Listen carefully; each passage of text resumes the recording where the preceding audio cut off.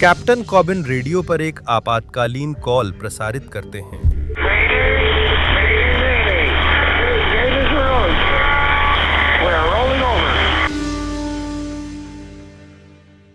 स्कैंडीज रोज एक 40 metre steel मछली पकड़ने वाली नाव थी जो डच हार्बर अलास्का में पंजीकृत थी और 1978 में Bender ship building company Mobile Alabama में बनी थी।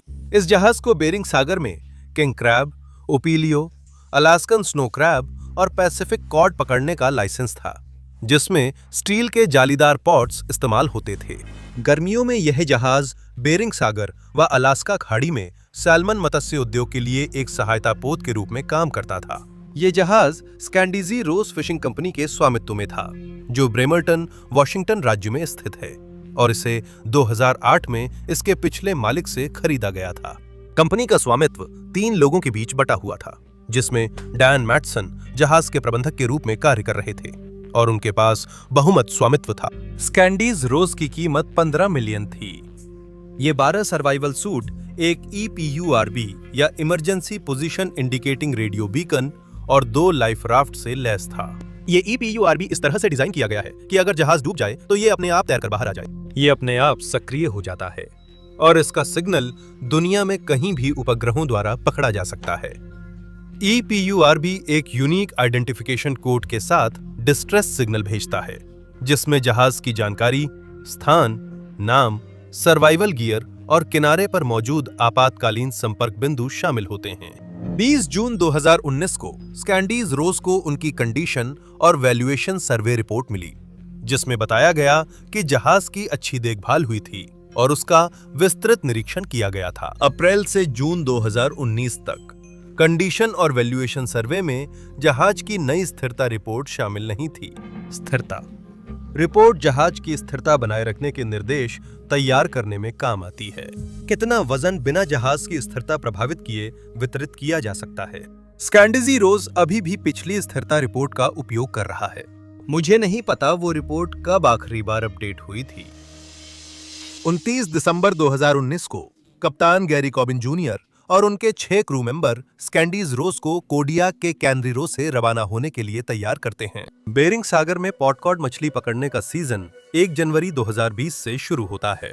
सर्दियों में बेरिंग सागर का तापमान 32 डिग्री फ़ारेनहाइट जितना कम रहता है। स्कैंडीज रोज पर 7 लोगों का दल है, कप्तान और 6 डेक कर्मी। कप्तान गैरी कॉबिन जूनियर जहाज के 30% के मालिक हैं और कप्तान के रूप में ये तय करते हैं कि कब और कहां मछली पकड़नी है। उनके पास 45 साल का मछली पकड़ने का अनुभव है, जिनमें से 40 साल अलास्का की खाड़ी और बेरिंग सागर में जहाजों के कप्तान रहे हैं। 2009 में वह स्कैंडीज रोज के पूर्णकालिक कप्तान बने और साथ ही उन्हें बेहतरीन मछुआरे व अनुभवी कप्तान मानते हैं। डेक कर्मी का अनुभव 1 साल से लेकर ऐसे ही जहाजों पर काम करने के 20 साल तक का है। एक डेक कर्मी मछली पकड़ने के उपकरण तैयार करता है और चलाता है, पॉटों की मरम्मत करता है और जब जरूरत होती है तो कप्तान को जहाज चलाने और नेविगेट करने में मदद करता है। एक डेक कर्मी डेविड कॉबिन कप्तान का बेटा है। आर्ट गनासियस जहाज के इंजीनियर है। रॉक रेनी डेक प्रभारी हैं। सेथ सोरेन गैनरुसाउ जहाज के रसोइये हैं। जॉन लॉलर के पास मछली पकड़ने का 11 साल का अनुभव है और वो जहाज के रवाना होने से 3 दिन पहले पहली बार काम करने के लिए इसमें शामिल होते हैं। और डीन ग्रिबल जिनके पास 20 साल का अनुभव है, वे कम समय की सूचना पर जहाज में शामिल होते हैं। एक और डेक कर्मी ने नौकरी छोड़ दी। लगता है वो स्कैंडीज रोज पर पहले काम कर चुका है, पर वो मूल रूप से तय नहीं था। इस यात्रा में क्रू देर रात तक काम करता है, 198 क्रैब पॉट लाद कर उन्हें सुरक्षित करता है। पॉट्स का वजन अलग अलग होता है और स्थिरता के निर्देशों के अनुसार हर पॉट का वजन 369 किलोग्राम है।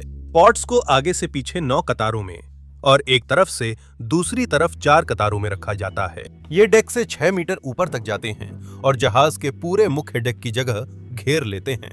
हर कतार को 5-5 ऊंचाई तक जमाया जाता है, सिवाय ब्रिज के स्टारबोर्ड यानी दाहिने हिस्से के सामने। कॉनिंग स्टेशन पर इन्हें सिर्फ 4-4 की ऊंचाई तक रखा जाता है ताकि कप्तान इनके पार देख सके और इन्हें जंजीरों से जहाज के साथ बांधा जाता है। कॉनिंग स्टेशन कुछ हद तक एक चौकी की तरह होता है, जहां कप्तान जहाज को चला सकता है और देख सकता है कि वह कहां जा रहा है। अगले दिन 30 दिसंबर को वे एक फ्यूलिंग डॉक पर जाते हैं जहां वे 2100 गैलन डीजल ईंधन भरते हैं, पानी की टंकियों को पूरा भरते हैं, 6811 किलोग्राम चारा खरीदते हैं और उसे आगे के स्टोर रूम में रखते हैं। कैप्टन कॉबिन क्रू को सुरक्षा अभ्यास कराते हैं। वे इंजन रूम की अग्निशमन प्रणाली और लाइफ राफ्ट्स के स्थान पर चर्चा करते हैं। जहाज के ईपीआरबी का उपयोग कैसे करें और जहाज के रेडियो का उपयोग करके मेडे कॉल कैसे करें। डेविड कॉबिन, कप्तान के बेटे, एक नकली मेडे कॉल करते हैं और डीन ग्रिबल दिखाते हैं कि इमर्शन सूट कैसे पहनना है, जिसे वो 42 सेकंड में पहन लेते हैं। इमर्शन या सर्वाइवल सूट वाटरप्रूफ होते हैं, जो ठंडे पानी में हाइपोथर्मिया से बचाते हैं। इनके बिना बेरिंग सागर में कोई व्यक्ति 30 से 90 मिनट ही जीवित रह सकता है। सर्वाइवल सूट के साथ यह समय 5 घंटे 30 मिनट तक बढ़ सकता है। अगर सूट में रिसाव ना हो तो इन्हें ब्रिज के कैबिनेट में रखा जाता है। क्रू को ईपीआरबी दिखाया जाता है, पर वे टेस्ट नहीं करते कि यह ठीक है या नहीं। सुरक्षा ड्रिल रिकॉर्ड कर क्रू से साइन करवाकर जहाज प्रबंधक को भेज दी जाती है। कैप्टन अपने मार्ग के मौसम पूर्वानुमान पर चर्चा करते हैं ताकि सभी को पता रहे कि मौसम कितना खराब होगा। वह कहते हैं कि वे ऐसे हालात में जाएंगे जहां बर्फ जमने की स्थिति होगी, जहां समुद्री पानी का छिड़काव जहाज और केकड़े पकड़ने वाले पिंजरों पर जम सकता है, इससे पहले कि वे रवाना हों। वो समुद्री पूर्वानुमान के लिए नेशनल वेदर सर्विस और windy.com, जो मोबाइल डिवाइस पर एक मौसम पूर्वानुमान वेबसाइट और ऐप है, दोनों पर मौसम की जांच करते हैं। यहाँ के अधिकतर मछली पकड़ने वाले जहाजों के कप्तान windy.com ऐप पसंद करते हैं क्योंकि इसके ग्राफिक्स और विवरण अच्छे हैं। उनके रवाना होने से 5 घंटे पहले नेशनल वेदर सर्विस ने जहाज के मार्ग के लिए तूफानी वेग की हवाओं और भारी जमाने वाली समुद्री फुहार की चेतावनी वाला समुद्री पूर्वानुमान जारी किया। 30 दिसंबर को रात 8:35 बजे स्कैंडीज रोज कोडियाक से औसतन 10 नॉट्स की रफ्तार से रवाना होती है। इसका निर्धारित रास्ता कुप्रनो जलडमरू मध्य से होकर फिर दक्षिण पश्चिम में शिलिको जलडमरू मध्य को पार करते हुए फॉल्स पास की ओर और फिर बेरिंग सागर तक है। बंदरगाह से बाहर निकलने के बाद कप्तान चालक दल के लिए एक पहरे की ड्यूटी तालिका बनाते हैं ताकि वे नेविगेशन, पहरेदारी और जहाज को चलाने की जिम्मेदारी निभा सकें। कप्तान कॉबिन 6 घंटे जहाज चलाएंगे, बाकी चालक दल 1-1 घंटे ड्यूटी करेंगे। 31 दिसंबर को 0200 से 0800 तक हर 12 घंटे में यह रोटेशन दोहराया जाता है, जिसमें चालक दल के सदस्य ब्रिज पर 1-1 घंटे की निगरानी ड्यूटी करते हैं। हर वॉच के अंत में चालक दल का सदस्य इंजन रूम की जांच करता है ताकि यह सुनिश्चित किया जा सके कि जहाज के इंजन और सहायक उपकरण अच्छी स्थिति में हैं। यात्रा के शुरुआती घंटों में लहरें पोर्ट या बाईं ओर से आ रही हैं और हवा स्टारबोर्ड या दाईं ओर से आ रही है। ब्रिज के अंदर केवल 2 खिड़कियों में हीटर लगे हैं ताकि उन पर बर्फ न जमे। ड्यूटी पर तैनात चालक दल का सदस्य नोट करता है कि जहाज के अगले हिस्से पर कई लहरें चढ़ चुकी हैं और जहाज के स्टारबोर्ड दाईं ओर बर्फ जमा हो रही है और आगे के पॉट्स पर भी बर्फ बन रही है। वह अनुमान लगाता है कि आगे के स्टारबोर्ड पॉट्स की जाली और जहाज की बाहरी रेलिंग पर बर्फ लगभग 1 इंच मोटी है, लेकिन ये इतनी मोटी नहीं कि बर्फ हटानी पड़े। बर्फ हटाने के लिए उन्हें जहाज की गति घटानी, हवा की दिशा में मुड़ना और स्लेज हैमर से बर्फ तोड़नी होगी। स्कैंडीज रोज लगातार दक्षिण पश्चिम दिशा में चल रही है। इंजन की आरपीएम स्थिर है, लेकिन इसकी गति 10 से घटकर 6.5 नॉट्स हो जाती है।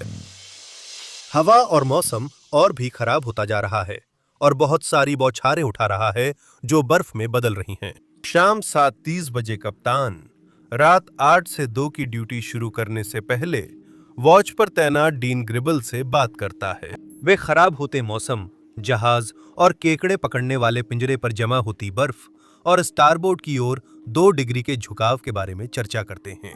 वे बर्फीली फुहार से बचने के लिए गति घटाने और रास्ता बदलने की सोचते हैं क्योंकि इससे बर्फ जमा हो रही है। डीन पूछता है क्या उसे क्रू को जगाकर पिंजरों से बर्फ हटानी चाहिए, लेकिन कॉबिन तय करता है कि कोर्स और स्पीड बनाए रखेंगे, क्रू को नहीं जगाएंगे।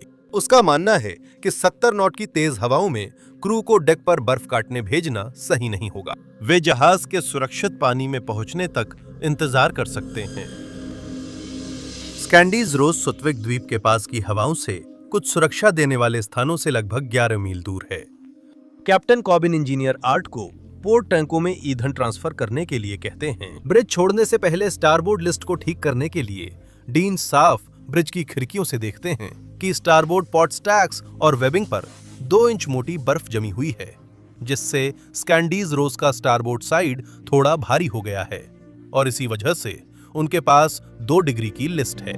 20:12 पर captain Corbin captain Dan Mattson को कॉल करते हैं, जो स्कैंडीज रोज फिशिंग कंपनी के मेजॉरिटी शेयर होल्डर और अमातुली के स्किपर हैं, जो पहले ही रवाना हो चुके थे। स्कैंडीज रोज सटविक द्वीप से लगभग 8 मील उत्तर पूर्व में है। अमातुली उलक्टा हेड से 6 मील उत्तर पूर्व में है, जो स्कैंडीज रोज की स्थिति से लगभग 360 मील दक्षिण पश्चिम में है। डच हार्बर में प्रवेश से पहले दोनों कप्तान मौसम और स्कैंडीज रोज की स्थिति पर चर्चा करते हैं, लेकिन कोई निर्णय नहीं लेते। कॉबिन वाणिज्यिक मछली पकड़ने वाले जहाज पैसिफिक साउंडर पर एक साथी कप्तान को कॉल करते हैं। वह उन्हें बताते हैं कि जहाज पर बहुत बर्फ जम रही है और उन्हें चिंता है कि अब जहाज दाईं ओर बहुत ज्यादा झुक गया है। क्रू ने स्कैंडीज रोज को जहाज पर स्थिरता निर्देशों के अनुसार लोड किया, लेकिन ये निर्देश भरोसेमंद नहीं है। उस समय मछली पकड़ने वाले जहाज की स्थिरता पर बर्फ के असर की गणना के दिशा निर्देश थे। ये इस बात का ध्यान नहीं रखते कि बर्फ असल में केकड़े पकड़ने वाले पिंजरों के ढेरों पर उनके अंदर और आसपास कैसे जमा होती है। कैप्टन कॉबिन ने कहा कि खराब मौसम में उन्हें नहीं लगता कि खुले डेक पर क्रू का बर्फ तोड़ना सुरक्षित है, इसलिए वो हवा से बचाव के लिए किसी सुरक्षित जगह तक पहुंचने की कोशिश करेंगे। सुटविक द्वीप के दक्षिण पश्चिम में 2145 बजे स्कैंडीज रोज सुटविक से 25 मील दक्षिण में है। कैप्टन कॉबिन गति घटाकर 6 नॉट्स कर देते हैं और स्कैंडीज रोज को 50 डिग्री स्टारबर्ड घुमाते हैं, जिससे वह उत्तर पश्चिम की ओर सुटविक की दक्षिणी खाड़ी के पास शरण के लिए बढ़ती है। वो फिर पैसिफिक साउंड को फोन करते हैं और घबराकर बताते हैं कि झुकाव और बढ़ गया है। डेक के नीचे जॉन लॉलर और डीन ग्रिडल, डेक पर काम करने वाले दोनों नाविक, अचानक अपने बंक बेड्स की दाहिनी ओर लुढ़कते हुए जाग जाते हैं। स्कैंडीज रोज तेजी से स्टारबोर्ड की ओर 20 डिग्री से अधिक झुकती है और सीधी नहीं होती। कुछ गड़बड़ महसूस कर जॉन बिस्तर से कूदकर ब्रिज की ओर भागते हैं और चिल्लाते हैं, क्या हो रहा है? कैप्टन कॉबिन जवाब देते हैं, मुझे नहीं पता, मुझे लगता है हम डूब रहे हैं। वो फोन पर घबराकर मेडे कॉल कर रहे हैं, लेकिन ब्रिज पर कोई अलार्म नहीं बज रहा।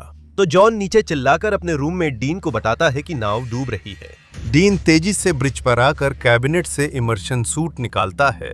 कुछ ही मिनटों में 3 और क्रू मेंबर ब्रिज पर इकट्ठा हो जाते हैं, लेकिन इंजीनियर नहीं आता। स्कैंडीज रोज स्टारबोर्ड की ओर झुक गया है, जिससे वे इमरजेंसी सूट पहनने की कोशिश कर रहे हैं। जॉन सूट आधा पहनकर ब्रिज से बाईं ओर के दरवाजे से बाहर जाता है। डीन भी अपना इमर्शन सूट पहनने के लिए जूझ रहा है। जिस कुर्सी का वो सहारा लेता है वो टूटती है और वो फर्श पर गिर जाता है। वो बाईं ओर के दरवाजे से रेंगता है। जॉन उसकी सूट पहनने में मदद करता है।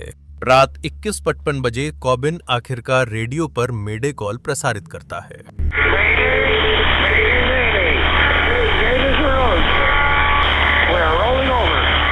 कॉबिन जहाज की स्थिति झटका लगने से पहले प्रसारित कर सकता है। वह फर्श पर गिरकर फिसलता हुआ ब्रिज की स्टारबोर्ड दीवार तक पहुंचता है। रात 21:55 बजे कोडियाक में कोस्ट गार्ड मेडे कॉल प्राप्त करता है। वे जवाब देते हैं, पर स्कैंडीज रोज से कोई उत्तर नहीं मिलता।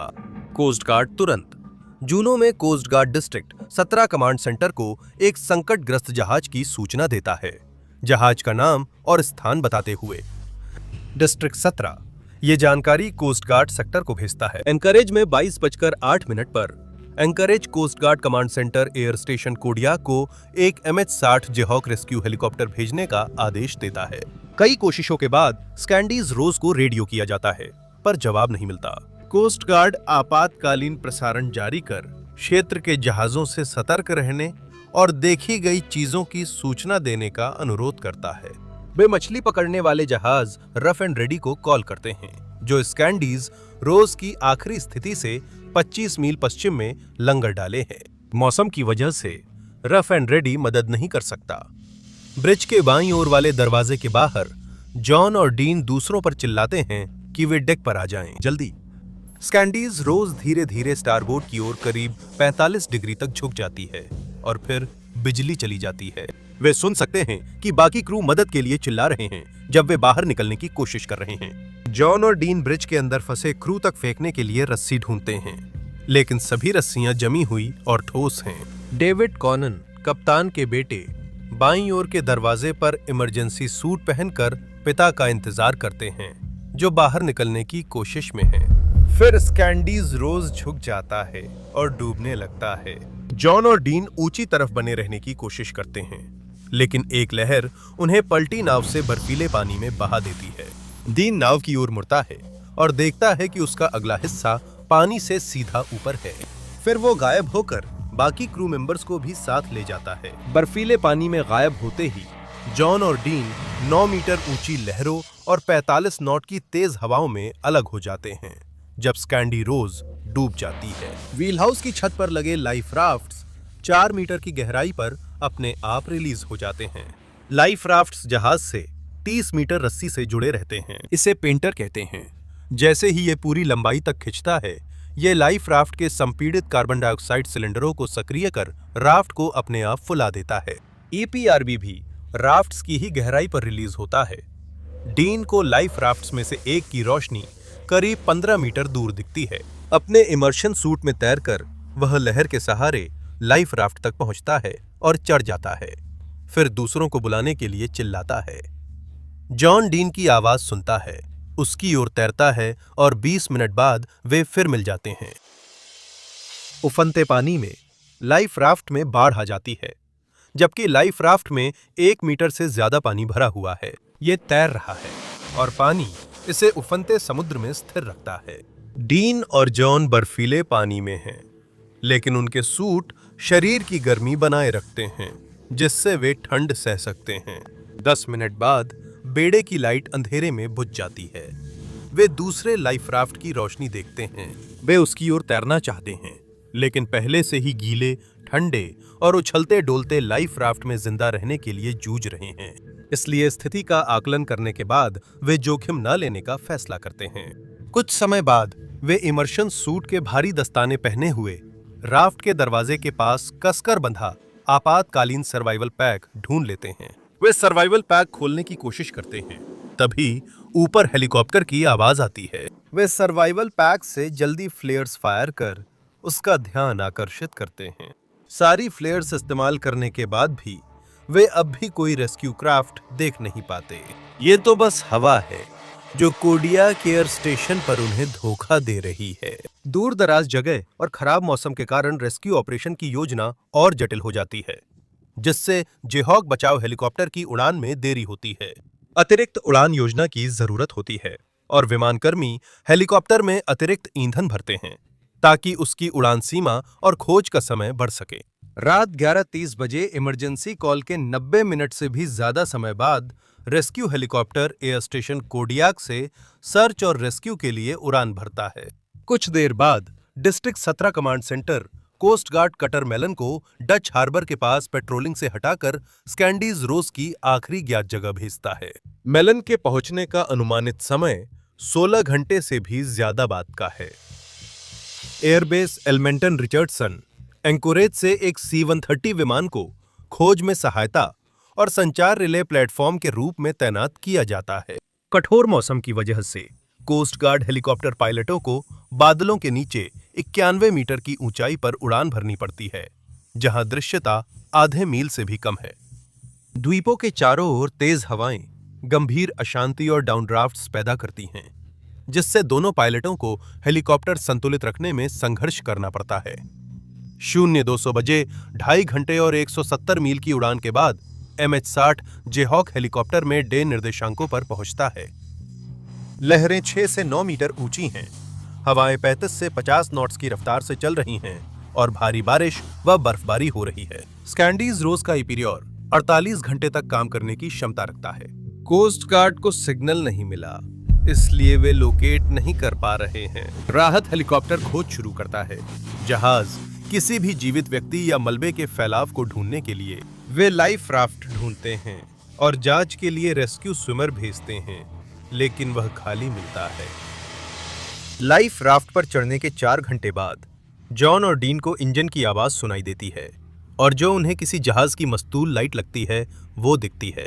अब उनके पास दागने के लिए कोई फ्लेयर नहीं बचा था। वे राफ्ट के पैक में टॉर्च ढूंढते हैं और जहाज को संकेत देने में उसका इस्तेमाल करते हैं। हेलीकॉप्टर के एक पायलट नाइट विजन गॉगल्स पहनकर दूर चमकती टॉर्च देखते हैं जब रेस्क्यू स्विमर 02:08 बजे हेलीकॉप्टर में लौट रहा था। 1 जनवरी 2020 को कोस्ट गार्ड रेस्क्यू हेलीकॉप्टर दूसरे लाइफ राफ्ट पर सवार दोनों क्रू सदस्यों का पता लगाता है। रेस्क्यू स्विमर लाइफ राफ्ट तक जाता है और दोनों क्रू सदस्यों को हेलीकॉप्टर में चढ़ने में मदद करता है। हेलीकॉप्टर में बैठने के बाद दोनों जीवित बचे पायलटों को बताते हैं कि जहाज डूबने से पहले उन्होंने कोई और क्रू सदस्य बाहर नहीं देखा। ईंधन कम होने पर rescue helicopter Kodiak base station की ओर जाता है। C-130 घटना स्थल पर ही रहता है ताकि समुद्री सूचना प्रसारण जारी रख सके।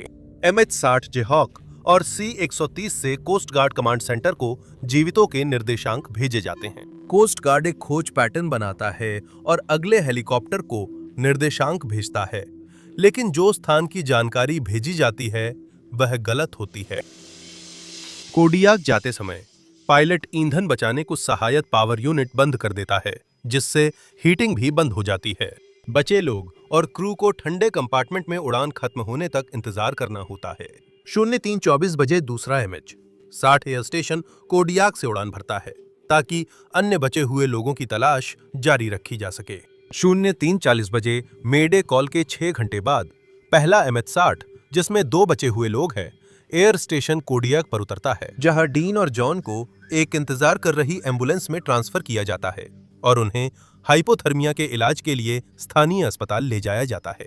5:34 बजे दूसरा हेलीकॉप्टर घटना स्थल पर पहुंचता है और गलत निर्देशांक से बनाए गए सर्च पैटर्न का पालन करता है।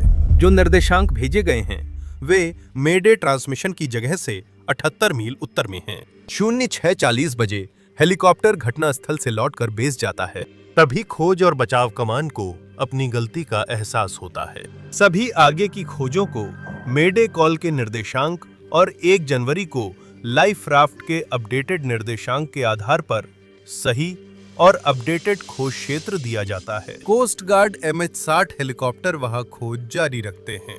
पहला C-130 विमान कोस्ट गार्ड कटर से एनकोरेज के एक और C-130 द्वारा बदल दिया जाता है। मेलन डच हार्बर से 1615 बजे घटनास्थल पर पहुंचता है ताकि खोज प्रयासों में सहायता कर सके, लेकिन सूर्यास्त से पहले 1701 बजे मेलन के कप्तान खोज से हट जाते हैं। यात्रा के दौरान डेक पर जमी ठोस बर्फ के कारण 1808 बजे मेडे कॉल प्राप्त करने के 20 घंटे बाद और किसी भी जीवित बचे की 16 घंटे तक तलाश करने के बाद कोस्ट गार्ड ने खोज और बचाव अभियान को निलंबित कर दिया। दोनों जीवित बचे लोगों को Providence Kodiak island medical centre में भर्ती कराया गया और उन्हें हाइपोथर्मिया और अत्यधिक ठंड के असर का इलाज दिया गया। इसके बाद उसी दिन उन्हें छुट्टी दे दी गई। कैप्टन समेत चारों चालक दल के सदस्य नहीं बच पाए। कोस्ट गार्ड ने सुथविक आइलैंड के पास 1400 वर्ग मील समुद्र में खोज के लिए 3 MH-60 हेलीकॉप्टर, 2 C-130 विमान और 1 कटर का इस्तेमाल किया। स्कैंडीज रोज के मालिकों ने मलबा खोजने और दस्तावेजीकरण के लिए एक समुद्री मलबा उद्धार विशेषज्ञ और हाइड्रोग्राफिक सर्वे कंपनी नियुक्त की। 9 फरवरी 2020 को पैराडाइम मरीन के स्वामित्व और संचालन वाले मोटर वेसल एंड्योरेंस ने कोडियाक हार्बर से प्रस्थान किया। एंड्योरेंस ने Alaska maritime prevention and response network के पोजीशन डेटा का उपयोग किया। कोस्ट गार्ड और स्कैंडीज रोज के मालिकों ने खोज क्षेत्र को सीमित किया। 10 फरवरी की सुबह एंड्योरेंस स्कैंडीज रोज की आखिरी ज्ञात स्थिति पर पहुंचा और पानी की सतह पर 1/4 मील से अधिक फैला हुआ डीजल ईंधन का तेल देखा। सोनार का उपयोग करते हुए उन्होंने स्कैंडीज रोज को लगभग 49 मीटर गहरे पानी में मेडे स्थिति से लगभग 335 मीटर दूर पाया। यह अपने स्टारबोर्ड साइड पर पूर्व पश्चिम दिशा में पड़ा था, जिसमें अगला हिस्सा स्टारबोर्ड साइड से पूर्व की ओर इशारा कर रहा था और वहां मलबे का क्षेत्र था। समुद्र तल पर 29 गुणा 13 मीटर क्षेत्र में जहाज से जुड़ी मछली पकड़ने की बुआएं सतह से करीब 12 मीटर नीचे तक तैर रही थीं। 11 और 13 फरवरी को उन्होंने सर्दियों के मौसम और ज्वारीय परिस्थितियों के बीच काम करते हुए आरओवी वीडियो सर्वेक्षण किए। आरओवी ने स्कैंडीज रोज के मलबे और मलबे के क्षेत्र का दस्तावेजीकरण किया। उन्होंने ब्रिज के दरवाजे के पीछे पोर्ट रेल पर एक खाली ईपब ब्रैकेट पाया। जहाज के कई बाहरी दरवाजे समुद्र तल से टकराने के कारण क्षतिग्रस्त दिखाई देते हैं। जहाज के निचले हिस्से, पोर्ट साइड और स्टर्न की फुटेज में बाहरी ढांचा साबुत दिखा। सर्वेक्षण रिपोर्ट में बताया गया कि 2 नारंगी रंग के सर्वाइवल सूट, जिनमें संभवतः व्यक्तियों के अवशेष थे, ब्रिज पर देखे गए, लेकिन उन्हें निकाला नहीं गया। कोई अतिरिक्त सर्वाइवल सूट नहीं देखे गए। 13 फरवरी को अंतिम आरओवी डाइव के बाद एंड्योरेंस खराब होते मौसम में कोडियाक लौट आया। स्कैंडीज रोज कभी नहीं मिला, लेकिन कई साल बाद कुछ तैरते संकेतक बहकर किनारे आ गए और उन्हें कप्तान कोवेंट के परिवार को लौटा दिया गया।